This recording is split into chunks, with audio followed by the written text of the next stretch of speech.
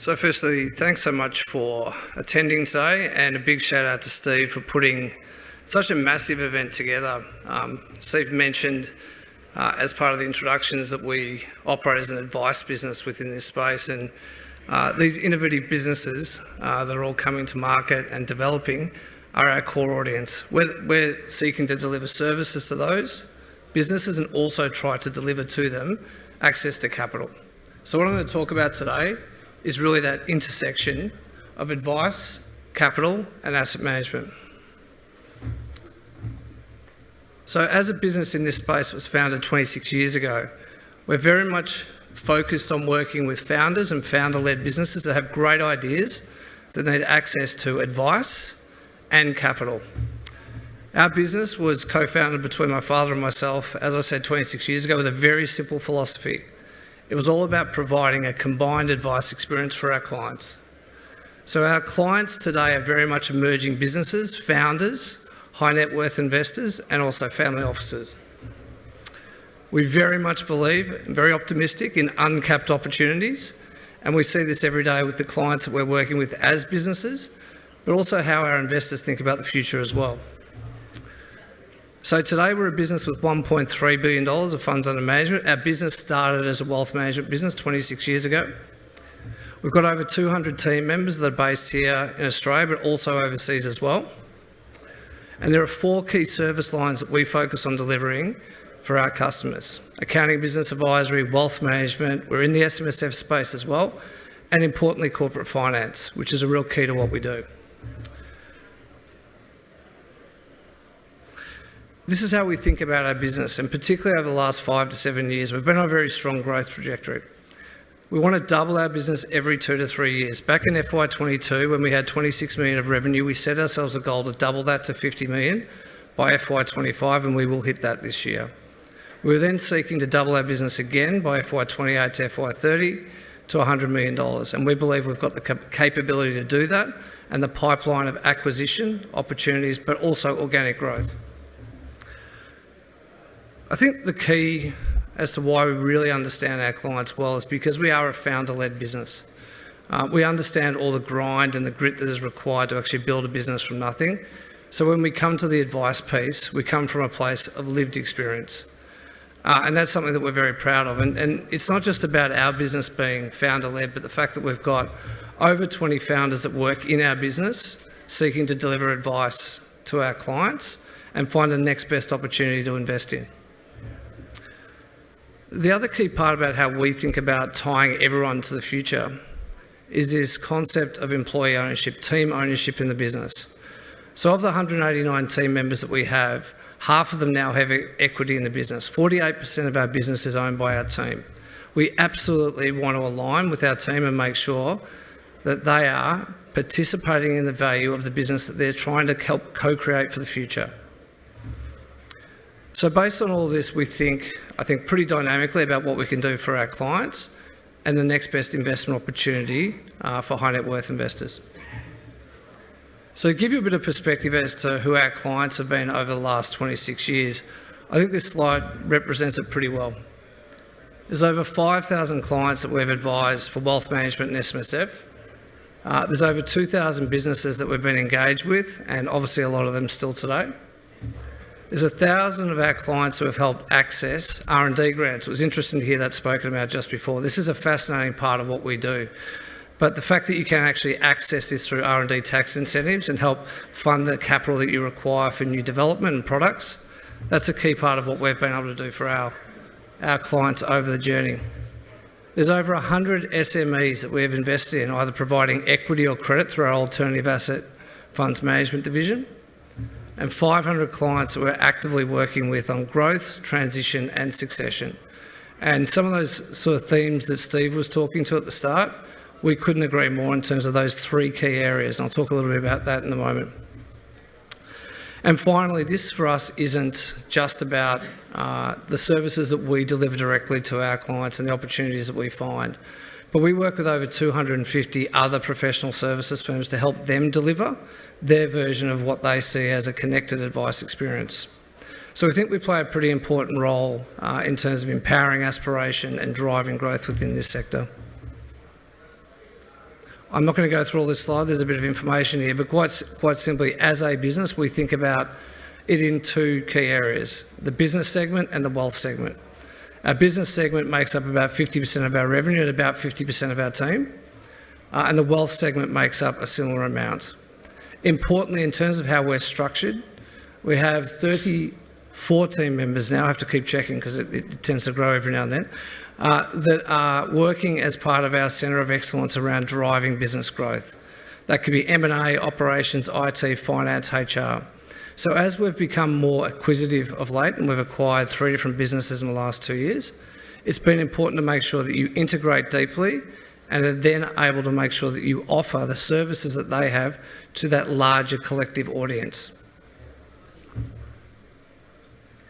And I think this is the best way to look at our business. We are absolutely trying to combine what we do for businesses and also in that wealth management investment space. Clients will come into our business for one of those things that are highlighted around the outside, and then what we seek to do through our One Connected model is to make sure that they get access to everything we can do so we are fully empowering their aspirations and what they're seeking to achieve.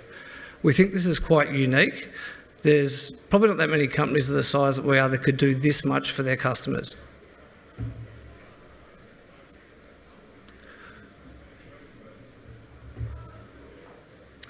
So I'll just quickly touch on our results that we released last week. And the team have done a fantastic effort again. And you'll see some of the continuum in terms of our growth. But revenue is up 25% to almost $23 million. Our reported EBITDA was up over 100%, underlying EBITDA up 8%. Our margin was slightly down at 18% versus typically 21% in the first half. We pay a dividend. We pay at about 60% of what we earn, and that was up 3%. And our reported EPS was also up as well. Some of the key highlights has been around what we've been doing from an acquisition point of view recently. So we've always had sort of 8 to 10% plus organic growth, but we're now turbocharging this by virtue of some of the acquisitions that are very complementary to what we're seeking to do for our clients and the investment opportunities that we want to provide. So around about 12 months ago, we acquired a business called Altor Capital, who are actually featured outside, and they're an alternative asset fund manager. They've been in the private credit space, they've also been in private equity, and in the past also property as well. But this business that we acquired, because it connected in so well with what we were seeking to do, it actually achieved its 3-year target earn-out in the first 12 months. So it's an absolute testament to that team that came into the broader Prime Group, but also how we were set up to absorb that opportunity and make the most of it. This philosophy around one connected services for our clients will continue on. We think it is genuinely different, and we are expecting to continue to have a strong second half for a full year result that we expect will be up 15 to 20% on the previous year at both a revenue and earnings level, and to see our dividends up 3 to 5% for the full year. Just on this side here, you can see the growth in the two segments. In the past, we would have been wrapped to have 10, 12, 14% growth in just one division, but the fact that we were able to have such a significant level of growth within our wealth segment was an impressive result by the team. This just gives you a little bit of a feel for how this plays out in terms of our business over the last 5 years. I won't dive into a huge amount of detail other than to say the benefit of our business is that we actually do have around about 70% of our revenue is recurring. That will continue to build to 75 and 80% over time. But what you're seeing there is that pretty much every division that we've got, whether it's wealth, SMSF, accounting, business advisory, or in fact capital, has been growing over the last 5 years. And I'll touch on this in a little bit more detail in a second, but we are in the right markets, and I believe the comprehensive nature of what we do for our clients means they keep coming back for more and more things. So the organic growth piece is sometimes easier to achieve because you are cross-delivering more services to your customer. This is our dividend slide. As I've highlighted, that's part of what we do in terms of the 60% payout ratio, and that has been increasing.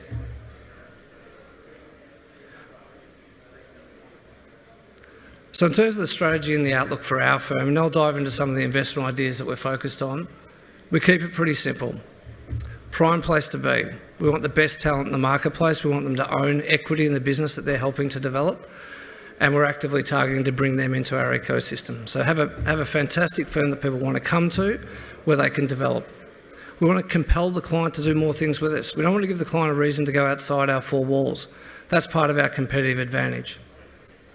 We want to keep on simplifying what we do. As we get bigger, we've got to make sure that we still focus on what are the core needs of our clients and make sure we do more of that. And obviously the final point is wanting to grow our revenue streams and our earnings. So just to jump into a few of the themes that we think are really important and what's driving our business is around the needs of these audiences here. So this is a fantastic report that was produced by Praemium actually quite recently released.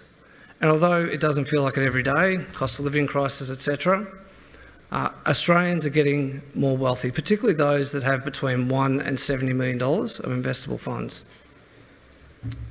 You'll see there that over the last 12 months, the number of people that fit that cohort have gone from 635,000 to 690,000 people.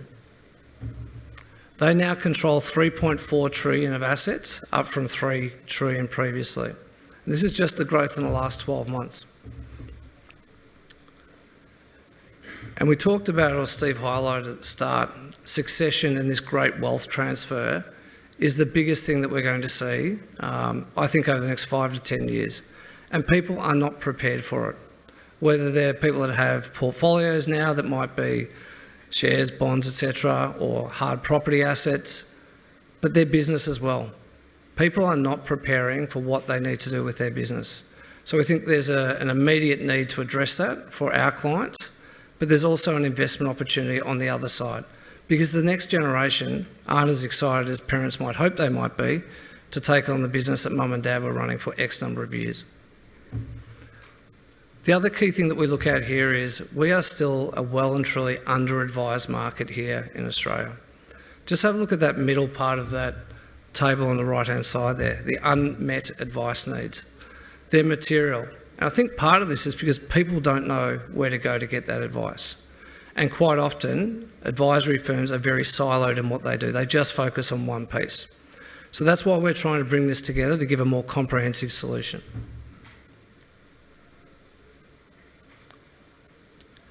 I won't touch on this in any more detail other than to say we're very aspirational. Aspire, innovate, grow and impact are our taglines, and we live that every single day. So the outlook for our firm, again, just confirming, we're seeking to grow our revenue and our earnings by 15 to 20% this year, see our dividends increase, and it's about continuing to do what we do well, deeply integrate, identify great acquisitions with great people that are highly aspirational. They're not looking for succession plans, they're looking to join a group that can do more for their clients and make a bigger impact. So that's fine, that's the Prime story. That's where we fit in the ecosystem in terms of advice, capital and asset management. Now I'm quickly going to pick out just a few things that we're thinking about from an investment point of view and things that we're seeing.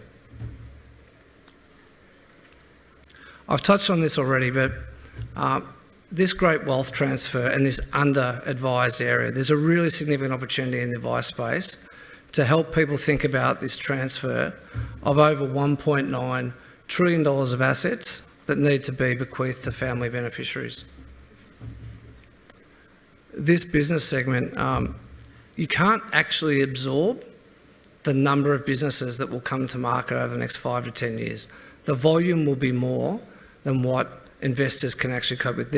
And even the funds management industry isn't set up to deliver solutions to these size of businesses. So the problem here is, where's the advice coming from? Who's giving it? Who's shouting from the rooftops, come and see me, we can help you with this? And I guess that's part of what Prime's purpose is. So I guess the final opportunity there, really from an advice perspective, is to be proactive, to start conversations now, to make sure the families are talking about this and getting it on the radar so that we can plan for the future. In this alternatives bucket theme, which everyone will define probably slightly differently, there's three things that we're looking at that we think are, some are a little bit different, some not so different. But this SME investment across equity and credit, where we've invested in over 100 businesses over the last 5 to 7 years through our alternative asset management division, LTOR, we think this is a material opportunity. I'll touch on that in a little bit more detail, but the number of businesses that are currently making $1 to $4 million of EBITDA plus, great businesses with fantastic cash flow and recurring revenue. I know it's more glamorous to be in a startup and VC, I totally get that, but these are established businesses with great cash flow that are a fantastic opportunity for someone, even if it's not the next generation within the family. This next one, I'm pretty certain that maybe only one other person will cover today, but the business of investing in sports, media and entertainment. And I'll touch on a transaction we completed over the weekend. But this is an emerging area here in Australia. It's well defined and well invested in the US and Europe, and the returns that have been achieved in this space have outpaced quite a few, definitely private equity. And I'll talk a little bit more detail about what we're seeing there.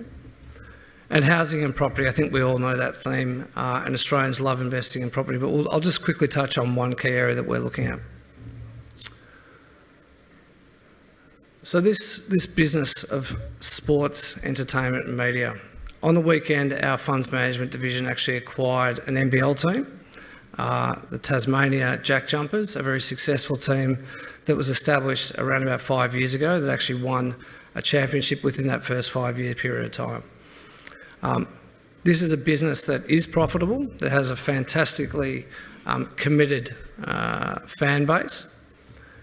And what we're seeing at the moment now is that owning sporting clubs and a whole host of things that are involved within this sports space is no longer just the domain of billionaires who have some spare change. We're seeing this as a real investment class where we can differentiate what we're doing and offer this to wholesale investors. And one of the key themes that we're seeing playing out at the moment is that valuations here in the Asia Pacific region are vastly lower than what you would see in Europe, the US and various other places. So it's presenting a genuine opportunity. You're seeing now that overseas investors are now pushing into Australia to take advantage of that. And I don't believe, and I'm happy to stand corrected, that there's any other investment banks or funds management or advisory firms that actually have a dedicated sports, entertainment and media arm to what they do. So we're quite differentiated.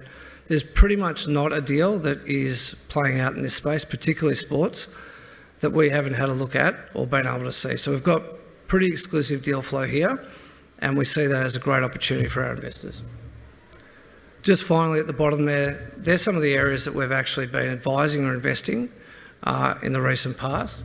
So obviously basketball, which you can see, cricket, both rugby codes, motorsport, which is a fascinating area in itself, and as I said, sports and entertainment tech. This isn't just about clubs. This is about the whole ecosystem and how you can play to different parts of this theme. So housing and property, I'm not going to dive into a huge amount of detail because I am conscious of time. But there's no doubt that Australians love investing in this area. I don't think there's ever been more diverse ways to actually invest in this space. The non-bank space is in its infancy. So on the credit side, there's plenty of opportunities. And essentially within this housing and property space, we've undertaken about 30 transactions in the last 2 years. So we appreciate it, we understand it, we know that our clients like investing in it. And there's one area that I guess if I could just touch on before I finish up, that we particularly like, it's around this NDIS space. Whether it's the development of a specific facility for particular people with needs, or whether, and that's a development opportunity and a development profit that comes with that, or owning that asset and receiving an ongoing income stream, we're equally favourable towards both of those areas. And we've originated quite a few transactions in this space. So to close today, from my point of view, we are absolutely operating at the intersection of everything that's happening from an advice, capital and funds management point of view, particularly around alternative assets. We want to deliver that comprehensive service for business owners and provide that next unique investment opportunity for investors, wholesale investors. We see this as a growing opportunity for us as a firm, and that's why we've been building and delivering some pretty decent results for our clients, but also for our own shareholders. and the market that we play in is just going to get bigger. There are some significant needs that need to be addressed, and we believe we're best positioned to do that in a very comprehensive and connected way. That's pretty much me done. I again really want to thank Steve and the Wholesale Investor Network for having us participate in today. We couldn't be a bigger believer in what is being done here, and we're really glad to participate in it. Thank you for your attendance.